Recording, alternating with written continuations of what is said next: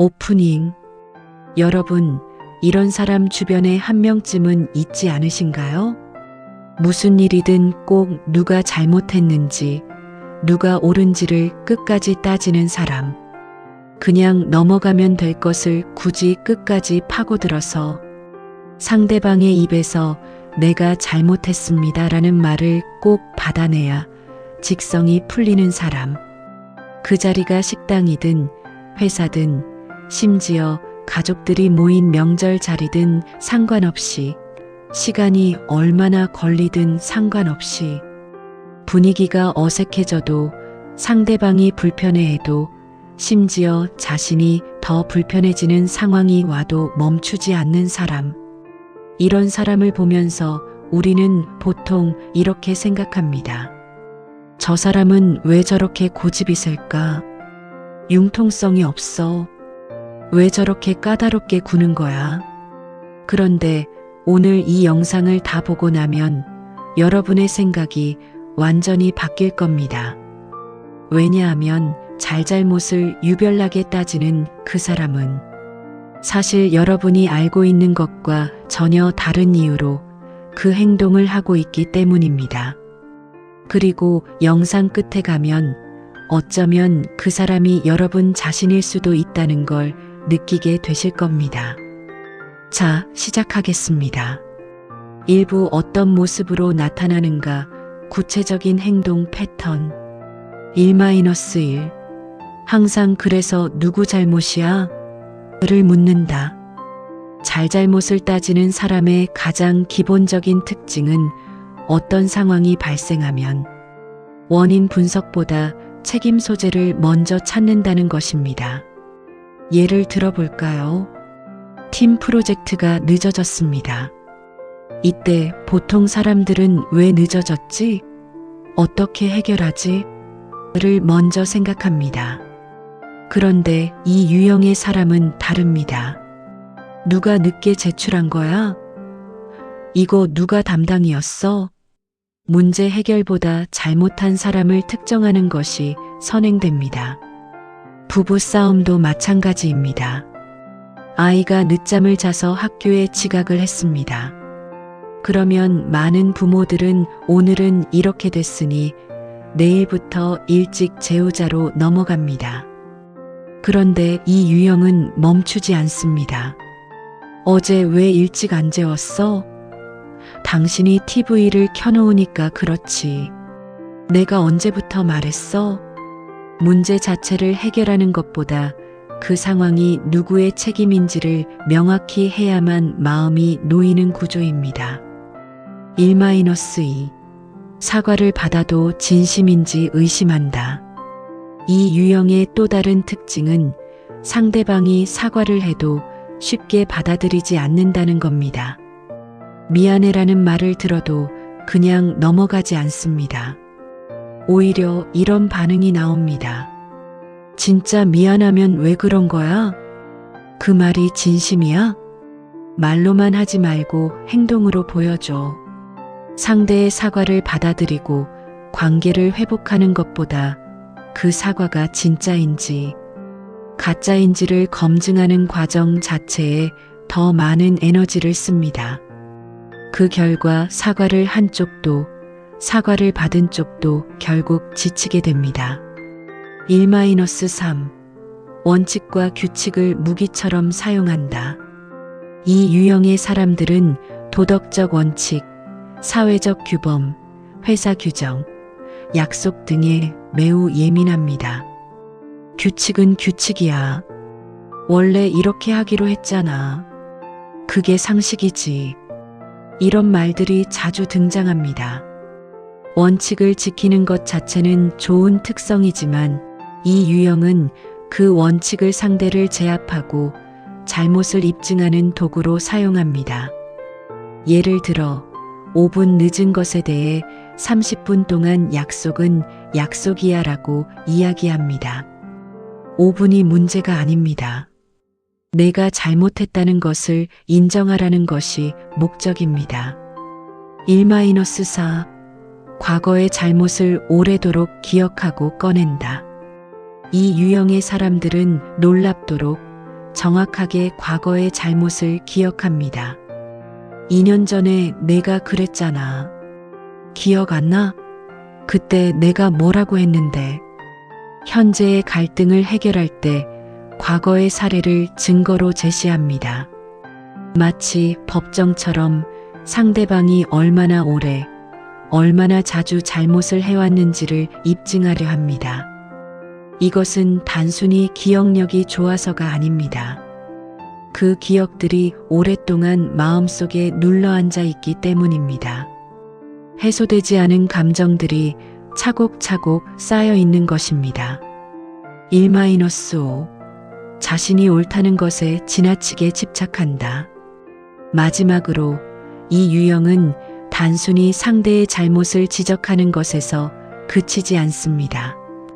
자신이 옳다는 것을 확인받는 과정이 필요합니다. 내 말이 맞지? 그러니까 내가 틀린 게 아니잖아. 이 확인 작업이 이루어지지 않으면 진정이 되지 않습니다. 상대가 아무리 사과해도 대화가 끝나도 마음속에서 계속 그 상황을 돌려봅니다. 아까 내가 왜 그 말을 못했을까? 더 논리적으로 말할걸? 이부 왜 이런 행동을 하는가? 심리적 뿌리. 자, 이제 핵심으로 들어갑니다. 지금까지 설명한 행동들을 보면서 어떻게 느끼셨나요? 저 사람 성격이 나쁘네. 이기적이네. 유난히 고집이 세네. 이렇게 생각하셨다면 그게 우리의 자연스러운 반응입니다. 그런데 지금부터가 중요합니다. 반전일 가장 강해 보이는 사람이 사실은 가장 두려운 사람이다.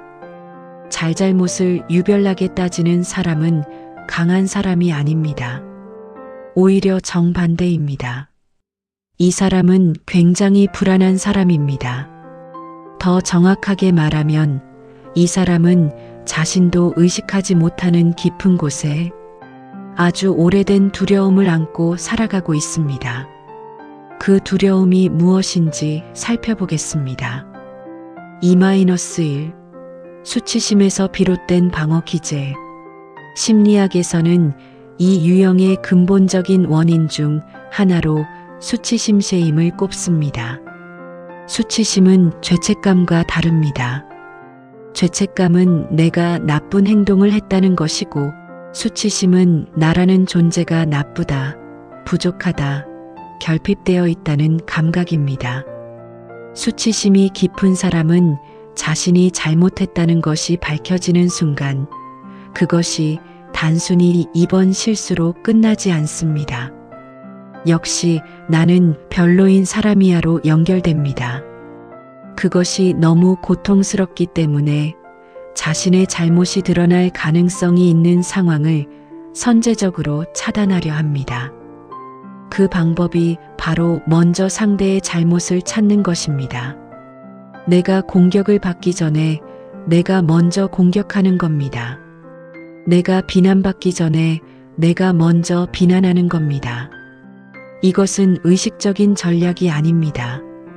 뇌가 자동으로 작동하는 방어 시스템입니다. 2-2. 어린 시절 형성된 불안정, 애착. 많은 경우 이 패턴은 어린 시절에 형성됩니다. 어린아이가 실수를 했을 때 어떤 반응을 받았느냐가 굉장히 중요합니다. 괜찮아. 다음에 잘하면 되라는 반응을 받은 아이는 실수를 실수로 받아들이는 법을 배웁니다. 그런데 실수할 때마다 심하게 혼나거나 공개적으로 망신을 당하거나 넌 왜 이것도 못해라는 말을 반복적으로 들은 아이는 전혀 다른 것을 배웁니다. 잘못을 인정하는 것은 위험하다. 내 실수는 곧 내 존재의 실패다. 살아남으려면 절대 잘못을 인정해서는 안 된다. 이 배움은 뇌 깊숙이 새겨집니다. 그리고 어른이 되어서도 이 패턴이 자동으로 작동합니다. 어린 시절의 생존 전략이 어른의 대인관계 방식이 되는 것입니다. 2-3. 통제 욕구와 예측 불가능성에 대한 공포, 잘잘못을 따지는 행동의 또 다른 심리적 뿌리는 통제 욕구입니다. 이 사람들은 상황이 불분명하거나 예측할 수 없는 것을 매우 불편해합니다. 이게 내 잘못인가, 상대 잘못인가가 명확하지 않으면 견딜 수가 없습니다. 왜냐하면 그 불명확함이 언제 나에게 책임이 돌아올지 모른다는 불안을 만들기 때문입니다. 그래서 잘잘못을 명확히 하는 것은 이 사람에게 단순한 공정성의 문제가 아닙니다. 그것은 불안을 해소하고 통제감을 되찾는 방법입니다. 잘잘못이 명확해지면 적어도 나는 아니야라는 확인을 받을 수 있고 그 순간 불안이 잠시 가라앉습니다. 2-4. 인정받고자 하는 깊은 욕구. 표면적으로는 공격적이고 강해 보이지만 이 사람의 내면 가장 깊은 곳에는 이런 외침이 있습니다. 나를 인정해 주세요. 내 말이 맞다는 걸 알아줘요. 나를 틀리지 않은 사람으로 봐줘요. 잘잘못을 따지는 행동은 외부를 향한 공격이지만 그 에너지의 원천은 인정받지 못했던 오래된 상처에서 나옵니다. 결국 이 사람은 그 어떤 관계에서도 충분히 인정받지 못했다는 감각을 안고 살아가고 있는 것입니다. 3부 이 사람이 가장 힘든 사람 두 번째 반전. 이 사람이 실은 관계를 가장 원하는 사람이다. 잠깐 생각해 보십시오. 완전히 관계를 포기한 사람이라면 어떻게 할까요? 그냥 떠납니다. 연락을 끊습니다. 신경을 끕니다. 그런데 잘잘못을 끝까지 따지는 사람은 떠나지 않습니다. 오히려 그 자리에 머물면서 상대방과의 대화를 놓지 않으려 합니다. 그것이 비록 싸움의 형태일지라도 심리학자들은 이것을 관계 유지 시도의 왜곡된 형태라고 설명합니다. 이 사람은 나는 내가 나에게 잘못했다는 걸 인정해야 해라고 말하지만 그 말의 진짜 의미는 이렇습니다. 나는 내가 나를 중요하게 여긴다는 것을 확인하고 싶다. 나는 내가 나를 함부로 대하지 않는다는 걸 알고 싶다. 나는 이 관계가 유지되기를 원한다. 잘잘못을 따지는 행동은 관계를 파괴하려는 것이 아닙니다. 역설적으로 관계를 지키려는 처절한 시도입니다. 다만 그 방법이 효과적이지 않을 뿐입니다. 3-1. 이 사람 스스로도 매우 힘들다. 여기서 중요한 사실이 하나 더 있습니다. 잘잘못을 따지는 사람은 상대방을 힘들게 하지만 사실 자기 자신도 엄청나게 힘듭니다. 이 사람들의 내면을 들여다보면 거의 예외 없이 자기 자신에게도 매우 가혹합니다. 남의 잘못에 예민한 만큼 자신의 잘못에도 예민합니다. 남에게 완벽함을 요구하는 만큼 자기 자신에게도 완벽함을 요구합니다. 밤에 혼자 있을 때 과거의 실수들을 반복해서 돌이킵니다. 내가 왜 그랬을까? 그때 왜 그런 말을 했을까? 나는 왜 이럴까? 이 사람의 머릿속에는 항상 내면의 재판이 열리고 있습니다. 그 재판에서 피고인은 때로는 상대방이고 때로는 자기 자신입니다. 이 사람은 단 한순간도 마음이 편한 날이 없습니다. 3-2. 관계의 악순환. 문제는 이 패턴이 악순환을 만든다는 것입니다. 잘잘못을 따질수록 상대방이 지친다, 관계가 멀어진다. 이 사람은 더 불안해진다, 더 강하게 잘잘못을 따진다. 이 고리를 끊지 않으면 이 사람은 원하는 것을 절대로 얻을 수 없습니다. 원하는 것은 인정과 연결인데 사용하는 방법이 오히려 상대를 밀어내는 방법이기 때문입니다. 사부 이런 사람과 어떻게 관계 맺어야 하는가? 자, 이제 실용적인 이야기를 해보겠습니다. 여러분의 주변에 이런 사람이 있다면 어떻게 대처해야 할까요? 4-1 논리로 이기려 하지 마라. 가장 흔한 실수는 논리로 이기려는 것입니다. 아니야, 사실은 이렇거든. 내가 증거가 있어. 논리적으로 생각해봐. 이렇게 논리로 반박하면 이 사람은 더 강하게 달려듭니다.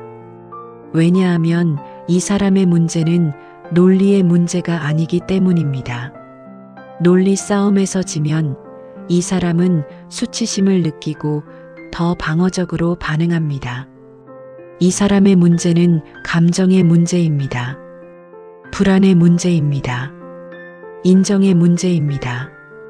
그러므로 논리로 이기는 것은 대화를 더 악화시킬 뿐입니다.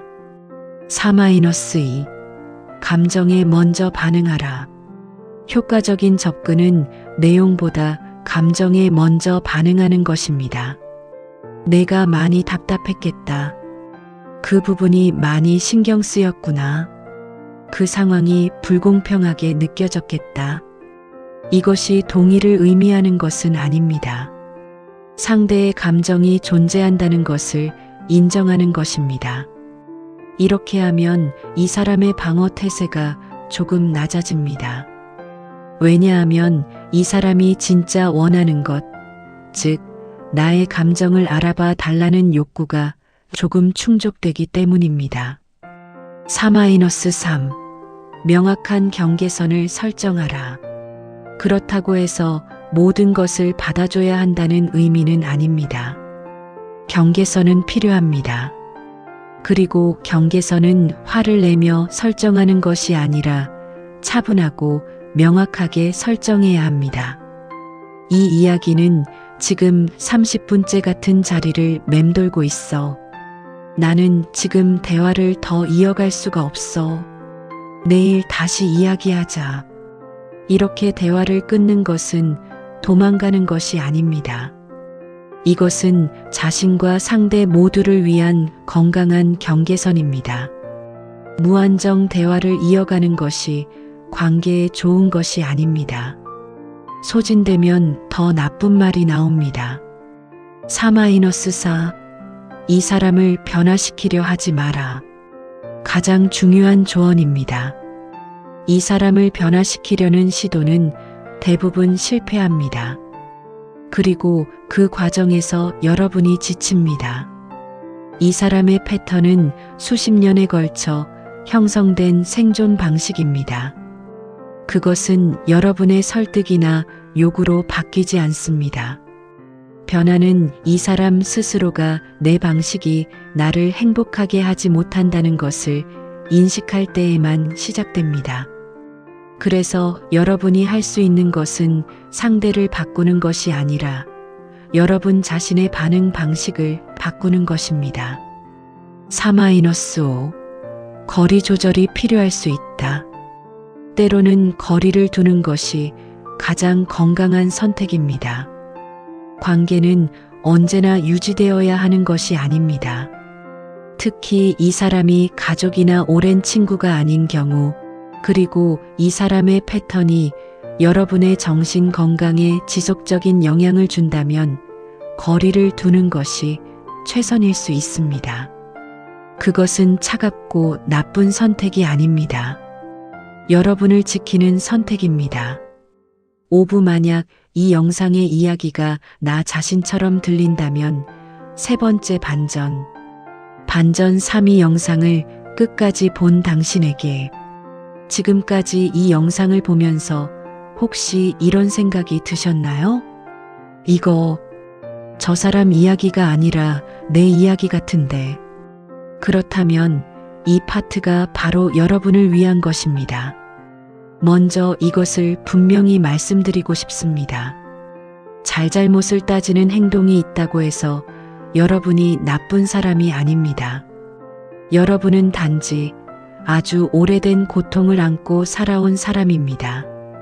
그리고 그 고통에서 스스로를 지키기 위해 최선을 다해온 사람입니다. 그 방어 전략이 지금 여러분의 삶에서 오히려 고통을 만들고 있을 뿐입니다.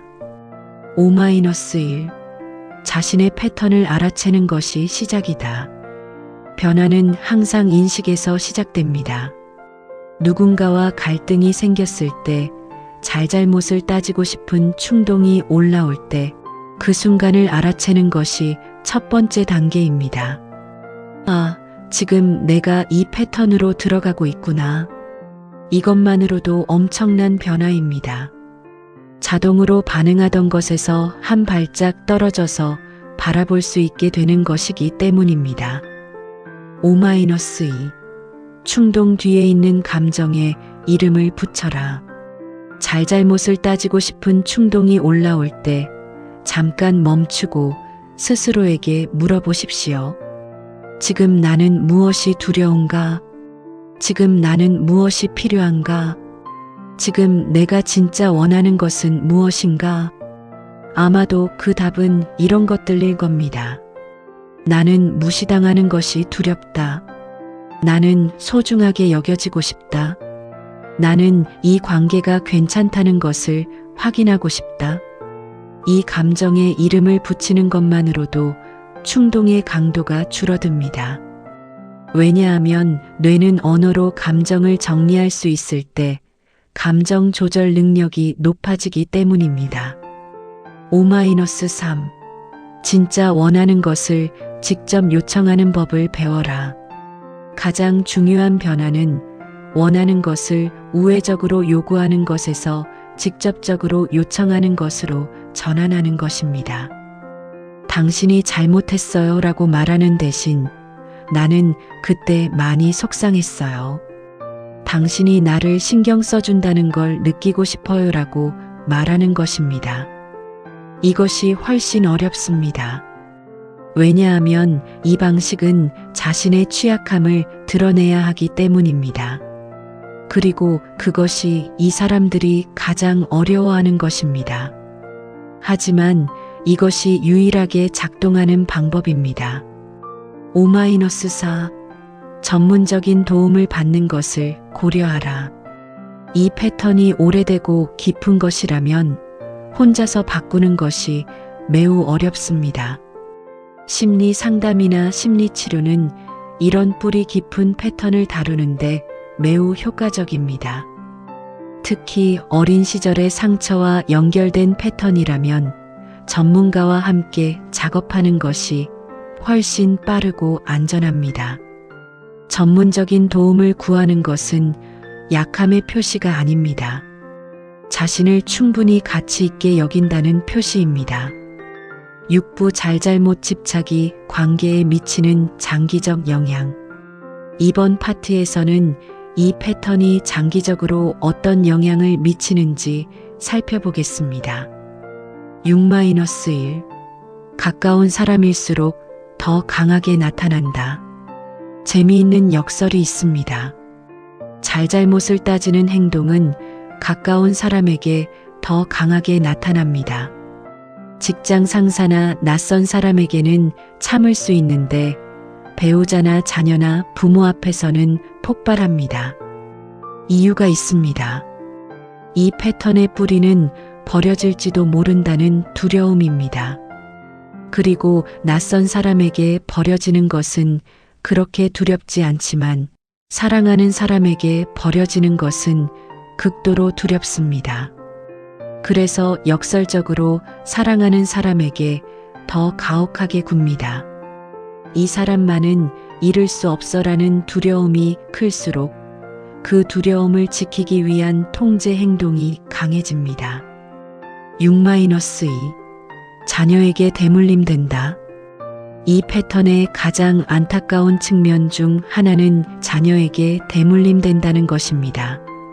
잘잘못을 엄격하게 따지는 부모 밑에서 자란 아이들은 두 가지 중 하나의 방식으로 반응합니다.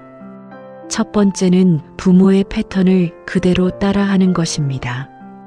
잘못을 인정하지 않고 남의 잘못에 예민하게 반응하는 사람이 됩니다.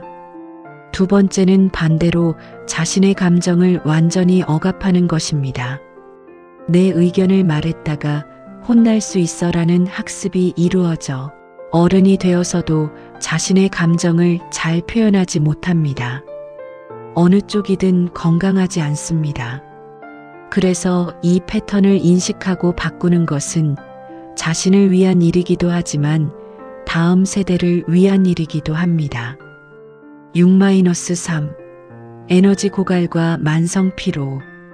이 패턴을 지속하는 사람들은 만성적인 에너지 고갈을 경험합니다. 왜냐하면 항상 긴장 상태에 있기 때문입니다. 누가 잘못하지 않는지 감시하고 잘못이 발생했을 때 그것을 바로잡으려 하고 상대방의 인정을 받아내려는 과정이 엄청난 에너지를 소비합니다. 이 사람들은 종종 이렇게 말합니다. 나는 왜 항상 이렇게 지치는 걸까? 나는 왜 쉬어도 쉰 것 같지 않을까? 그것은 몸이 쉬는 동안에도 뇌와 마음이 계속 일하고 있기 때문입니다. 잘잘못을 따지는 내면의 재판은 잠들기 전까지, 때로는 꿈에서도 계속됩니다. 7부 실제로 적용할 수 있는 대화법과 연습. 이제 실제로 사용할 수 있는 구체적인 방법들을 소개해 드리겠습니다. 7-1 사실 마이너스 감정 마이너스 필요 3단계 대화법. 이 유형의 사람과 대화할 때 혹은 이 유형인 자신이 대화할 때 효과적인 방법입니다. 첫 번째, 사실만 이야기합니다. 평가나 판단 없이 일어난 일만 말합니다.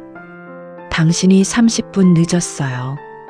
두 번째, 그 사실에 대한 자신의 감정을 이야기합니다. 나는 걱정이 됐어요. 그리고 기다리면서 무시당하는 느낌이 들었어요. 세 번째, 필요한 것을 요청합니다. 앞으로 늦을 것 같으면 미리 연락해 주셨으면 해요. 이 방법은 잘잘못을 따지는 것에서 자신의 감정과 필요를 표현하는 것으로 대화의 방향을 바꿉니다. 7-2 30초 멈춤 기법.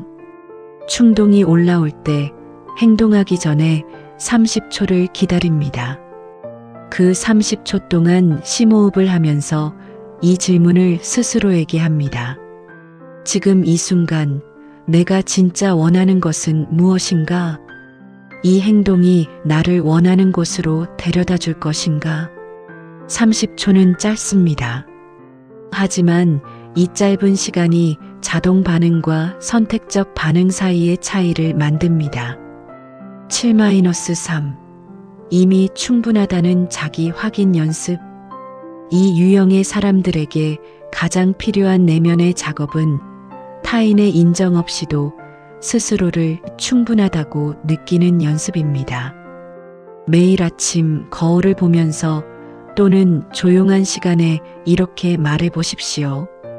나는 완벽하지 않아도 괜찮다. 나는 인정받지 못해도 가치 있는 사람이다. 내가 잘못을 했어도 나라는 사람 전체가 나쁜 것이 아니다. 처음에는 믿어지지 않을 겁니다. 그래도 괜찮습니다. 반복하다 보면 뇌는 천천히 변하기 시작합니다. 8부 더 깊이 들여다보기 완벽주의와 잘잘못 집착의 관계. 8-1 완벽주의자의 두 얼굴. 잘잘못을 따지는 사람들 중 많은 수가 완벽주의 성향을 가지고 있습니다. 완벽주의에는 두 가지 얼굴이 있습니다. 하나는 높은 기준을 추구하는 것이고 다른 하나는 실패에 대한 극도의 공포입니다. 잘잘못을 따지는 행동은 두 번째 완벽주의, 즉 실패 공포와 연결되어 있습니다. 내가 잘못한 것이 없어야 한다. 그러므로 잘못은 상대에게 있다. 이 논리가 자동으로 작동합니다. 8-2 흑백 사고의 함정. 이 유형의 사람들은 종종 흑백사고를 합니다. 잘못은 100% 한쪽에 있어야 하고 나머지 한쪽은 100% 피해자이어야 합니다. 그건 내 잘못이기도 하고 내 잘못이기도 해. 우리 둘 다 더 잘할 수 있었어라는 회색지대가 매우 불편합니다. 왜냐하면 회색지대는 나도 일부 잘못이 있다는 것을 인정해야 하기 때문입니다. 그리고 그것이 수치심을 자극합니다. 건강한 관계는 회색지대를 견디는 능력에서 나옵니다. 서로가 완벽하지 않다는 것을 인정하고 그럼에도 서로를 받아들이는 것. 이것이 진짜 친밀함입니다. 8-3. 공감 능력의 문제가 아니다. 마지막으로 한 가지 오해를 바로잡고 싶습니다. 잘잘못을 따지는 사람들은 공감 능력이 없는 것이 아닙니다. 오히려 많은 경우 이 사람들은 매우 섬세하고 감수성이 풍부합니다. 다만 그 섬세함이 자신의 고통을 감지하는 쪽으로 과도하게 발달해 있고 타인의 고통을 감지하는 쪽은 상대적으로 발달하지 않았을 뿐입니다. 이것은 타고난 결함이 아닙니다. 형성된 패턴입니다. 그리고 형성된 것은 변할 수 있습니다. 클로징. 오늘 이 영상에서 기억해 갈 것들. 자, 오늘 긴 이야기를 함께 해주셨습니다. 감사합니다. 정리해 드리겠습니다. 잘잘못을 유별나게 따지는 사람은 나쁜 사람이 아닙니다. 그 사람은 오랫동안 불안 속에서 살아온 사람이고 자신을 지키기 위한 방법으로 그 행동을 배운 사람입니다. 그 행동의 뿌리는 수치심, 불안정한 애착, 통제 욕구, 그리고 인정받고자 하는 깊은 욕구입니다. 그리고 역설적으로 그 행동은 이 사람이 가장 원하는 것, 즉 따뜻한 연결과 인정을 점점 더 멀어지게 만듭니다.